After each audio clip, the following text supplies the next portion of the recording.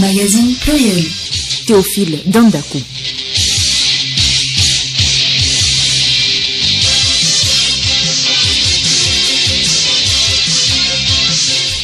Messieurs, bonjour. Des réactions se poursuivent suite à l'attaque terroriste de Pankandi.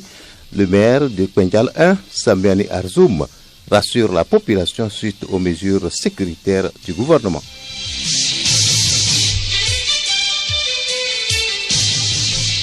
Des tonnes d'engrais en augmentation, la commande est passée à 76 000 tonnes pour la saison en cours contre 68 000 l'an passé. Les raisons de cette augmentation dans ce journal.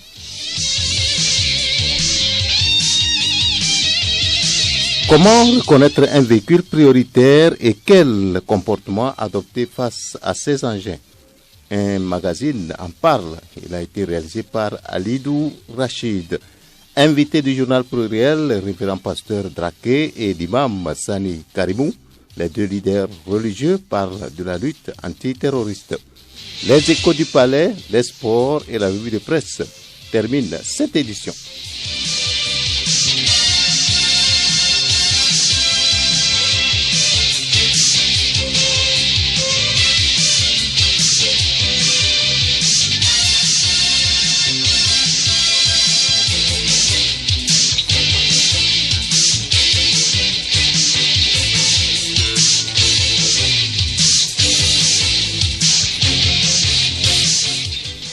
Attaque terroriste de Pankandi dans la préfecture de Kpendial, le maire de la commune Kpendial 1, Sambiani Arzoum, rassure la population par une interview au micro exclusif de Radio Lomé. Sambiani témoigne sa reconnaissance au gouvernement pour les mesures sécuritaires dont bénéficie la commune. Dans la nuit du 10 au 11 mai 2022, la commune de Kpendial 1 a été fortement secouée par une attaque djihadiste d'une ampleur inégalée, occasionnant des pertes lourdes en vies humaines et des blessés. Au nom du conseil communal, je voudrais m'incliner devant la mémoire de nos braves soldats tombés, les armes à la main, et souhaiter prompt rétablissement aux blessés. Aux familles endeuillées, nous présentons nos sincères condoléances. Nous condamnons avec fermeté cet acte ignoble qui vient endeuiller les familles et créer le moi au sein de la population. Le mal est déjà là et c'est avec courage et détermination que nous devons ensemble le combattre. Nos forces de défense et de sécurité ne peuvent pas à elles seules combattre ce fléau tentaculaire. Nous invitons nos populations à collaborer avec les forces de défense et de sécurité en dénonçant toute présence étrangère, tout mouvement d'individus inconnus sur toute l'étendue du territoire communal. En ces moments difficiles de l'histoire de notre nation, nous devons tous redoubler de vigilance et éviter la panique. Le nombre de sacs d'engrais a augmenté cette année pour la campagne agricole en cours. 76 000 tonnes d'engrais ont été commandées contrairement à 68 000 tonnes l'an dernier. Ces chiffres ont été communiqués cette semaine par le ministère de l'Agriculture. Mandaro Zitasgue, il est secrétaire général du dit ministère, il apporte des précisions. C'est en termes d'anticipation que le gouvernement a commandé jusqu'à 76 000 tonnes, vu les actions qui sont engagées. Et aujourd'hui, nous sommes en train d'aménager les zones d'aménagement agricole planifiées. Donc, nous étions à 114 sites l'année passée. Cette année, on va aménager encore 80 de plus, sans compter ce que les producteurs sur leurs parcelles individuelles aménagent. Donc, c'est ce qui a fait que le gouvernement, dans sa prévision, est allé jusqu'à 76 000 tonnes. Comptant que les besoins en termes de consommation vont croître et certainement cette année. Donc disons que en termes de disponibles, nous avons suffisamment d'engrais pour couvrir les besoins pour cette campagne. Que dans les sensibilisations, qu'on puisse mobiliser l'ensemble des acteurs pour que cet intrant soit utilisé essentiellement pour notre production locale. Comment identifier un véhicule prioritaire? La question a été posée à David Clovis Signaoui. Il est président de la prévention routière du Togo. Les usagers de la route ne réagissent pas de la même manière à l'approche des véhicules qui nécessitent prioritairement le passage. Face à ces comportements à risque, Alidou Rachidou a tendu son micro à Niaoui, Pakom Johnson, pour la présentation de ce magazine. Au son de ces sirènes, les usagers cèdent le passage à ces véhicules. Ils sont combien à être désignés prioritaires? David Clovis Niaoui répond. Les véhicules prioritaires, je vais les citer dans l'ordre de force. Donc, nous avons premièrement les sapeurs-pompiers. Pourquoi les sapeurs-pompiers? Parce que s'il y a un incendie et que eux ne viennent pas éteindre le feu, donc personne ne peut accéder au bâtiment. D'accord? Ensuite, nous avons la gendarmerie, donc, qui assure la sécurité du nord au sud, de l'est à l'ouest. Et enfin, nous avons la police qui assure la sécurité dans la ville. Bien. Donc, généralement, les gens pensent que l'ambulance est un véhicule prioritaire. Donc tout de suite là, quand on demande aux gens si les véhicules prioritaires, ils commencent par l'ambulance. Non, l'ambulance n'est pas un véhicule prioritaire, mais l'ambulance c'est un véhicule auquel nous facilitons le passage. D'accord? Normalement, lorsque l'ambulance arrive, annonce son approche, même s'il y a le feu rouge, l'ambulance doit s'arrêter au feu rouge. Comment identifier ce type de véhicule? Retrouvons David Clovis Niaoui. Ces véhicules prioritaires ont des avertisseurs spéciaux. Ils ont un signal sonore qu'ils émettent et qui dit ping pong, et ensuite ils ont sur le toit de leur véhicule un feu bleu qui clignote, que nous appelons régulièrement le gyrophare. Donc quand on voit ces feux-là allumés et ces klaxons-là, on sent en même temps qu'un véhicule prioritaire s'approche. À présent, le comportement d'un usager de la route face à un véhicule prioritaire. Ces véhicules prioritaires-là, à leur approche, les usagers de la route doivent leur céder le passage et, si possible, s'arrêter et les laisser passer. Parce que c'est pourquoi on les appelle véhicules prioritaires. Donc, ils s'en vont pour intervenir. C'est une question de vie ou de mort. Donc, on doit leur faciliter le passage, leur céder le passage pour qu'ils puissent circuler rapidement pour pouvoir aller sauver les victimes. Respectons le code de la route pour sauver des vies.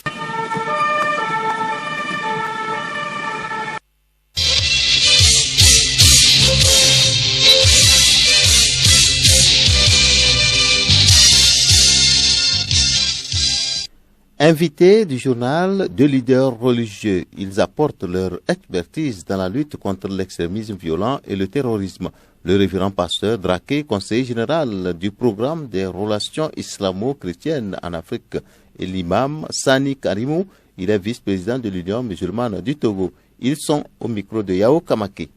Révérend pasteur Adraké, pour commencer, dites-nous en quelques mots ce qu'on peut comprendre par le programme PRICA. Le programme des relations islamo-chrétiennes en Afrique, PRICA, c'est une organisation qui est créée à la veille des indépendances, notamment en 1959 par les présidents d'église et les présidents des missions chrétiennes qui étaient en Afrique à l'époque, dans le but de créer un espace qui puisse aider les chrétiens et les musulmans à tisser des relations, à dialoguer et à s'asseoir pour parler des problèmes qui les concernent, afin d'éviter la guerre des religions, des dissensions entre les communautés chrétiennes et musulmanes. Dites-nous, comment des leaders religieux peuvent-ils contribuer à la lutte contre l'extrémisme violent, le radicalisme et le terrorisme? D'abord, les leaders religieux sont concernés par ce qui se passe aujourd'hui en Afrique de l'Ouest et dans le Grand Sahel. Les leaders religieux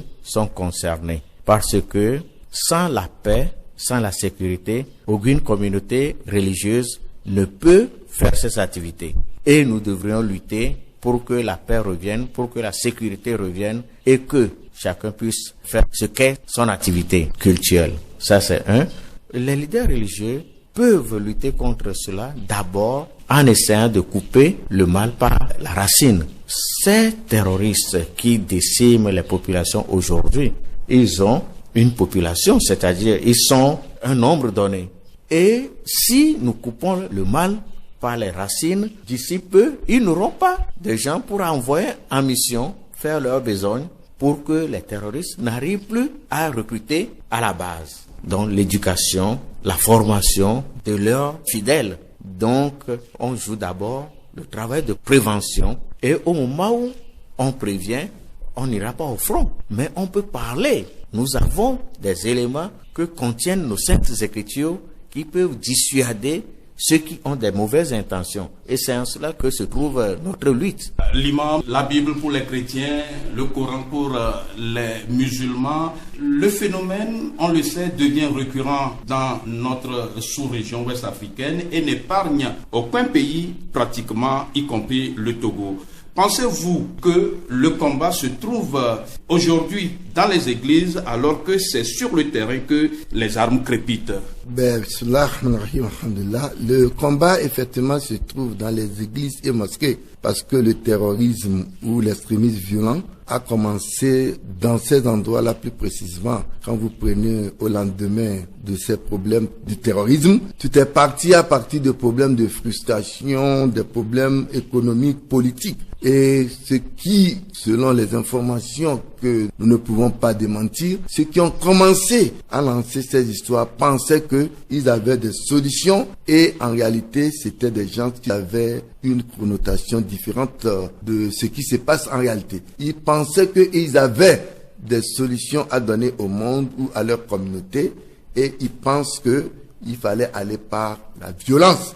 Et ceci pour réussir, pour avoir des sympathisants, ils passent par les religieux en faisant ce que nous appelons une instrumentalisation et l'amalgame afin qu'ils puissent avoir des adhérents et des gens qui supportent leur idéologie. Au-delà des fidèles, vos fidèles religieux, quelle devrait être aujourd'hui la conduite à tenir des communautés de nos États face à l'extrémisme violent? D'abord, tout le monde doit être sensibilisé à ce fait, mobilisé contre cette affaire de l'extrémisme et de la radicalisation.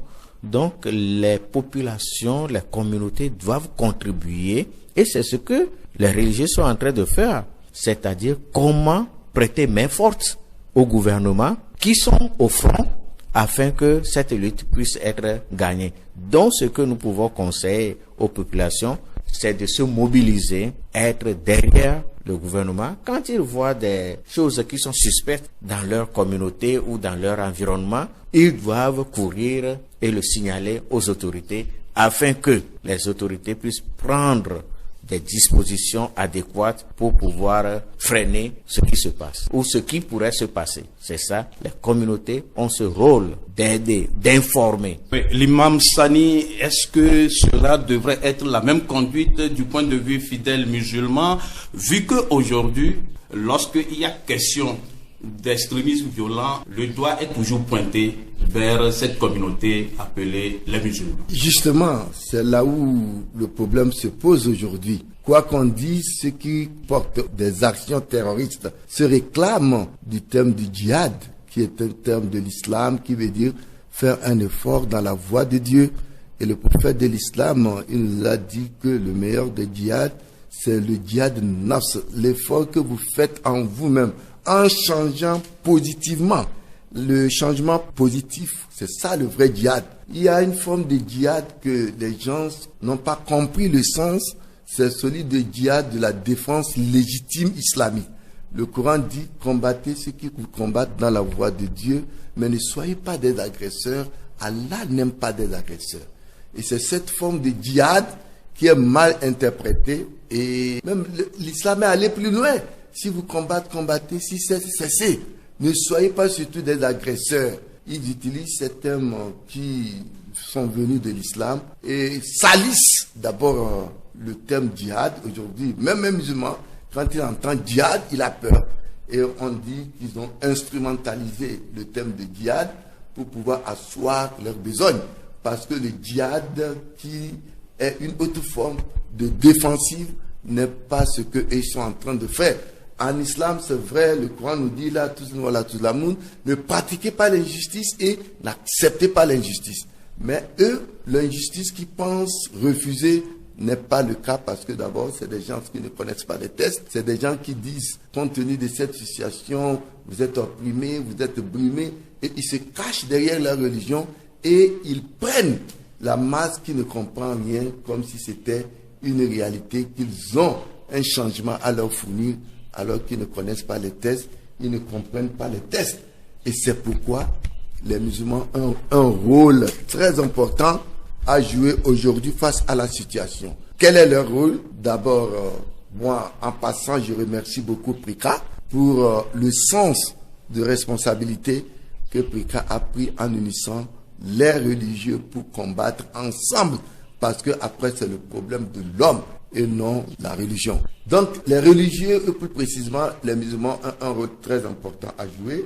D'abord, c'est celui de sensibiliser beaucoup les musulmans au début du terrorisme dans ce pays. Avec l'aide du gouvernement, l'Union musulmane du Togo a parcouru toutes les préfectures du Togo pour aller sensibiliser à la fois les prédicateurs et les imams, d'identifier des personnes étrangères qui arrivent dans leur ville et de les signaler aux forces de sécurité. Et ne pas accepter leur lieu de culte, que ce soit un lieu d'accueil pour des gens qui ne connaissent pas. Tout ça, c'est pas islamique. Et cela faisant, ils doivent aussi comprendre le sens de la religion. Quand quelqu'un, c'est pourquoi d'ailleurs au niveau de l'Union musulmane, personne ne peut pas venir prêcher dans une mosquée sans qu'on sache d'où il vient, quel message il porte. S'il y a ces cas, on amène, on interdit. Parce qu'on a réglementé tout cela à cause de ces situations. Pour avoir la sympathie des populations, pour être acceptés par les gens, ils se disent défendre l'islam et ils abusent des éléments importants de l'islam, tels que Allahu Akbar,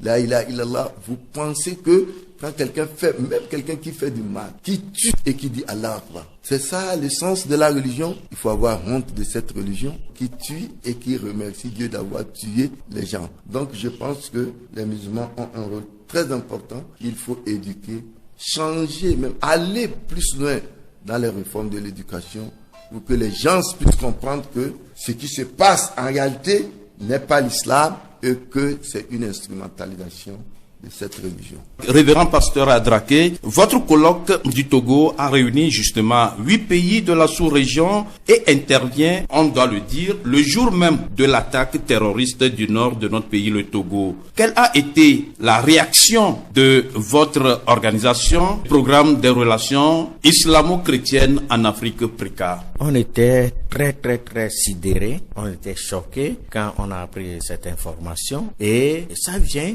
confirmer ce que nous venons faire. Nous venons chercher des voies et des moyens pour pouvoir bannir la voie à ces extrémistes qui posent ces genres d'attentats. Et c'est pour cela que nous avons réuni 8 pays de l'Afrique de l'Ouest et du Sahel pour pouvoir réfléchir, former une synergie, former un réseau pour pouvoir lutter contre ça. Donc notre réaction était très vive. On était choqués et on a sorti un communiqué que chaque pays va remettre à son autorité et ce communiqué va aider chaque religieux, chaque communauté à aller de l'avant et à lutter efficacement afin que cette affaire de terrorisme cesse pour de bon. L'imam, ce serait votre dernière intervention par cette question. Avec quel sentiment avez-vous pris part à ces 3 jours de réflexion des travaux de PRICA à Lomé? Honnêtement parlant, pendant pratiquement 4 jours, nous avons eu à vivre ensemble avec tous les membres venus des autres pays. J'ai eu un sentiment de satisfaction. Je vais vous faire une confidence. J'étais à côté avec un révérend burkinabé. Avant qu'on ne se quitte, il m'a dit, lui, il a beaucoup appris ici. Parce que pour lui, quand il entend parler du terrorisme, il regarde en visage les musulmans. Et que dans son quartier, il avait de bonnes relations avec un imam. Depuis que l'affaire du terrorisme a commencé, lui, il s'est mis à l'écart de ce dernier. Il est temps que lui renoue avec lui. Ensemble, ils vont combattre le terrorisme. Honnêtement parlant, le travail qu'a organisé PRICA, ça a été un travail exemplaire. Je me suis même posé la question de savoir nos aînés catholiques. Je ne les avais pas vus. Je pense que ensemble, si nous avons pu marcher avec tout ce que tout le monde a eu à dire concernant les religions pendant notre séance de travail, je pense que s'il plaît à Dieu que nous tous nous adorons, les terroristes n'auront pas de chance dans nos pays parce que quoi qu'on dise, les forces de l'ordre jouent leur rôle. Ils font leurs efforts, mais la masse est beaucoup plus considérée par les religieux. Et si les religieux sensibilisent les gens, sensibilisent les familles, pour leur faire comprendre de tout ce que nous avons bénéficié ici, à savoir les moyens de recrutement, de ces choses, et que les familles sensibilisent bien les enfants, ils ont bien compris que ce n'est pas un message économique qu'ils détiennent, ni politique, c'est plutôt des gens qui ont d'autres intérêts et qu'ils veulent exploiter les enfants, les religieux. Et c'est encore dommage que quand on parle du Sahel, l'islam est beaucoup visé, alors que ceux qui sont dans ces histoires ne représentent même pas 2 ou 1% des musulmans. Et c'est dommage que c'est des gens qui sont sans foi, qui sont sans religion, parce que, croyez-moi, ils peuvent s'habiller comme des religieux, ils peuvent utiliser des termes de religion tels qu'Allah Akbar, le djihad, Bismillah, ou bien même demander aux gens de prononcer la shahada, mais eux-mêmes, ils ne sont pas des pratiquants. qu'Allah nous guide. C'est des gens qui sont nés pour faire du désordre. Quand vous prenez, j'ai écouté un de leurs leaders une fois, Abakar Chekao, il parle un arabe de rue, il parle un anglais de rue. On sent que c'est un homme de rue. Comment quelqu'un comme ça peut interpréter les textes et défendre les intérêts de la communauté? Révérend pasteur Adraké, et c'est par vous on a commencé, par vous on va finir. Le PRICA est créé depuis maintenant des décennies, je vais dire en 1959. Quel bilan et quel impact de vos actions sur cette problématique de l'extrémisme violent en Afrique? L'extrémisme violent en Afrique en général et en Afrique de l'Ouest a commencé, ça ne fait pas plus de 2 décennies, mais depuis que cette affaire a commencé, le PRICA n'a jamais cessé de sensibiliser et de réunir pas seulement les leaders religieux, parfois on invite les leaders étatiques, les autorités, les médias à les sensibiliser sur le phénomène. On a lutté, on a fait beaucoup de choses pour que cette affaire n'embrasse pas le monde. Mais aujourd'hui, on s'est rendu compte que nous n'avons pas eu d'échec, nous le reconnaissons. Ce que nous avions fait est un pas et a contribué à ce que la chose n'ait pas d'impact comme elle l'est aujourd'hui. Ça, c'est un. De 2, plusieurs fois, nos actions ont fait que il y a la paix qui règne entre les communautés chrétiennes et les communautés musulmanes. Nous adorons le même Dieu, qui est Mahou pour certains, qui est Allah pour d'autres. C'est le seul et le même Dieu créateur. Et c'est ce que le PRICA essaie de faire. On a beaucoup joué au Nigeria pour empêcher les conflits entre les communautés chrétiennes et les communautés musulmanes. On a beaucoup joué en Centrafrique. Donc, nous avons eu beaucoup d'impact dans nos actions sur le terrain, que nous ne pouvons pas tous les jours publier. On ne peut pas s'apprécier tous les jours, mais nous-mêmes, nous reconnaissons que nous avions eu beaucoup d'impact dans notre travail. Révérend pasteur Adraké, Imam Sani, merci. Merci, c'est nous que vous remercions.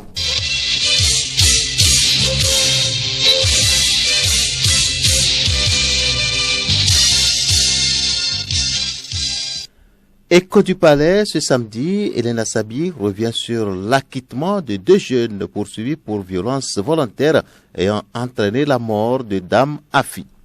Dans la nuit du 24 au 25 octobre 2012, le nommé Mawena était revenu de Djogbegan, porteur des résultats du tirage de loterie. Après avoir communiqué ses résultats au nommé Honoré, il naît entre lui et le sieur Kodjo une altercation relative à certains propos qu'il aurait tenu à ce dernier.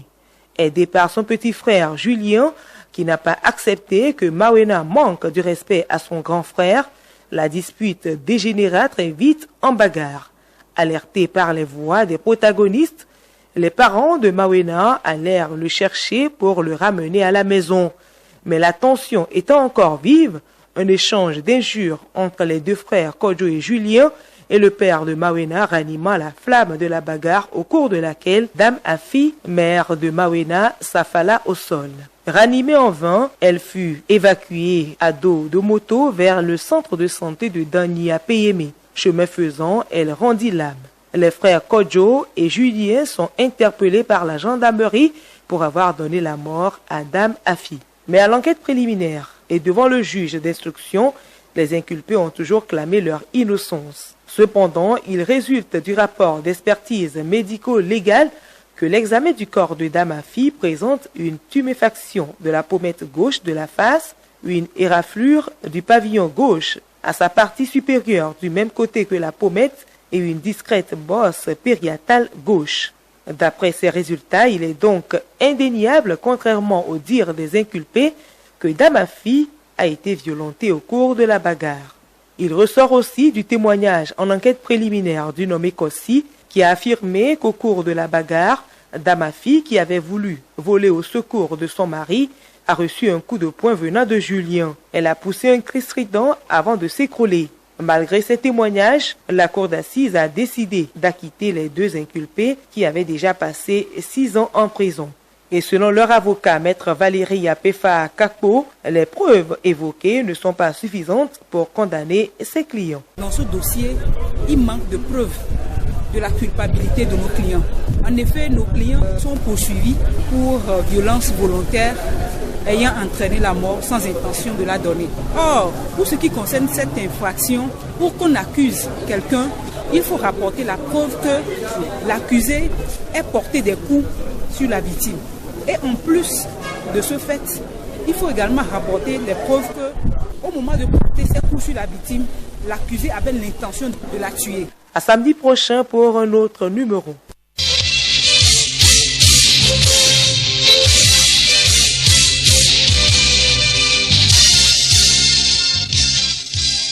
C'est le temps des sports. ASCO et ASK ont rendez-vous cet après-midi au stade municipal de Kara. C'est un match décisif à 4 journées de la fin de saison. ASCO, double champion en titre et leader du moment avec 14 points, devance Dito de Lomé, son poursuivant immédiat de 3 points seulement.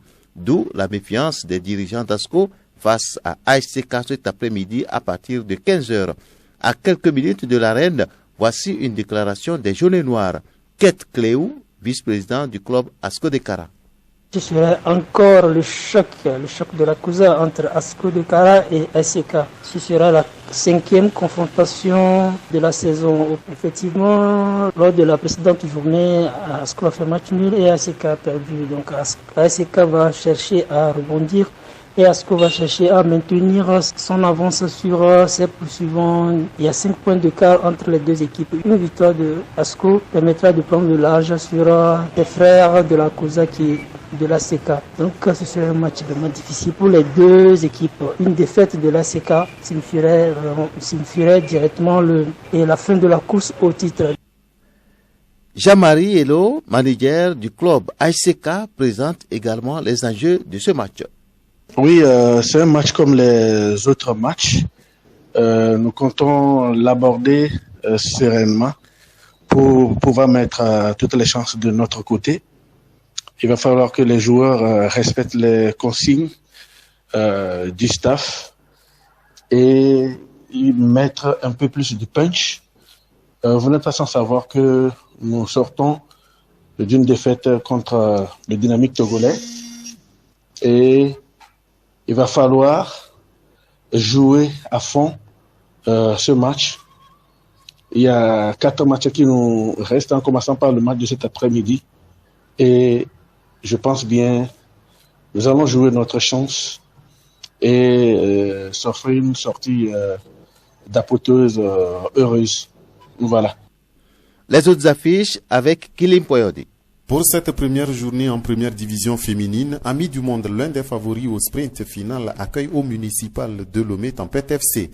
Athlète AFC tenant du titre en découdra avec Biliva FC à Bossimi. Au lycée de Notien, duel en perspective entre Wina Girls et Ahe FC. C'est pour le compte du groupe A. Dans le groupe B, Djabir reçoit Adapaon Gazelle FC pendant que US Amou et Étoile féminine s'expliquent à Amlamé. Enfin, à Mango, les Akpe Mabela FC de Kara iront défier Diara FC. En D2 masculine, 3e chapitre des playoffs. Au programme ce samedi, Doumbé reçoit Espoir de Zio à Sokode, pendant que US Koroki Metete de Tchamba sera l'hôte d'étoile filante à Atakwame. En division d'élite masculine, bien sûr, Gomido reçoit le leader Asko Akpalime. Dito sera l'invité de AS Bina à Karap. 1 minute de silence sera observée sur tous les stades en mémoire des soldats tombés dans l'attaque terroriste à Kwenjal le 11 mai dernier.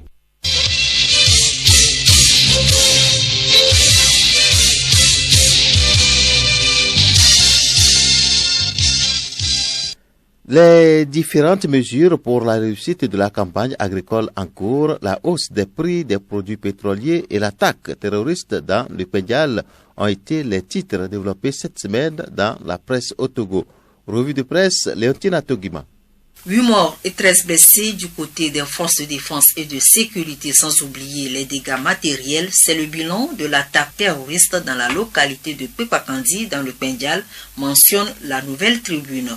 Le bilan lourd, déplore Ouara les vainqueurs. Selon Canal D, cette deuxième attaque terroriste en moins de 6 mois remet sur la table l'épineux dossier de l'avancée du djihadisme vers les pays côtiers. Cette guerre asymétrique et non conventionnelle ne laisse plus aucun pays à l'abri de ces individus, ajoute le journal. L'heure est à la vigilance, exhorte l'éveil de la nation, qui relève dans ses colonnes que le chef de l'État Fort Esozimna Gnassingbé invite les populations à faire preuve de vigilance et à coopérer étroitement avec les forces de défense et de sécurité pour préserver la paix, la sécurité et l'intégrité du territoire.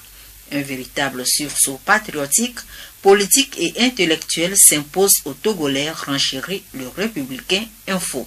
Cette attaque terroriste fut un coup dur de plus pour les Togolais qui digéraient difficilement une nouvelle hausse des prix des produits pétroliers. Les Togolais ont-ils le choix, se demande l'intelligent. Aucun répond Vision d'Afrique qui note que ces augmentations sont essentiellement dues à l'environnement économique, notamment à la guerre entre l'Ukraine et la Russie. Le gouvernement a par contre le choix pour la réussite de la campagne agricole 2022-2023. Pour ce qui est des intrants, Togovision relate que 76 000 tonnes d'engrais ont été mobilisées et en cours de déploiement dans les magasins de la CAGIA. Le gouvernement a subventionné ces intrants à hauteur de 13 000 francs CFA par sac, ceci pour permettre aux paysans d'y avoir accès et ainsi contribuer à améliorer les rendements afin d'assurer l'autosuffisance alimentaire, ajoute l'hebdomadaire.